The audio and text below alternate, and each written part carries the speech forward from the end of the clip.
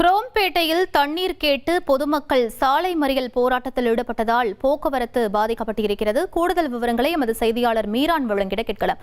மீரான், தற்போது பொதுமக்கள் வைக்கக்கூடிய குற்றச்சாட்டு என்னவாக இருக்கிறது? அதிகாரிகள் யாரேனும் இவர்களிடம் பேச்சுவார்த்தையில் ஈடுபட்டார்களா? தற்போதைய நிலை என்ன? முழு விவரங்களை பதிவு பண்ணுங்க.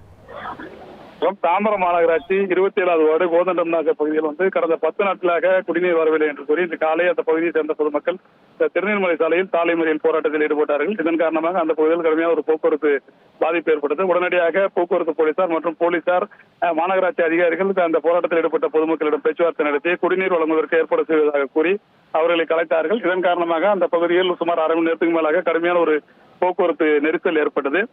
தாம்பரம் மாநகராட்சி பகுதியை பொறுத்தவரைக்கும் பல்வேறு இடங்களில் தற்போது குடிநீர் தட்டுப்பாடு ஏற்பட்டிருக்கிறது. இந்த பாலாற்று குடிநீர் விநியோகம் செய்யும் பைப் லைனில் உடைப்பு ஏற்பட்டதன் காரணமாக அதை பழுதுபார்க்கும் பணி நடைபெற்றுக் கொண்டிருக்கிறது. இதன் காரணமாக பல்வேறு வார்டுகளில் தண்ணீர் வர 10 நாட்களுக்கு ஒரு முறை தான் விடப்படுவதாக கூறப்படுகிறது. இந்த தண்ணீர் தட்டுப்பாட்டை உடனடியாக போக்க வேண்டும், முறையாக குடிநீர் வழங்க ஏற்பாடு செய்ய வேண்டும் என்று பொதுமக்கள் கோரிக்கை விடுத்திருக்கிறார்கள். இது தொடர்பான உடனடி நடவடிக்கை எடுக்கப்பட்டு அந்த பைப் லைன்கள் சரி செய்யப்பட்ட பிறகு தண்ணீர் விநியோகம் சீராகும் என்ற தகவலை தான் மாநகராட்சி அதிகாரிகள் தெரிவித்திருக்கிறார்கள்.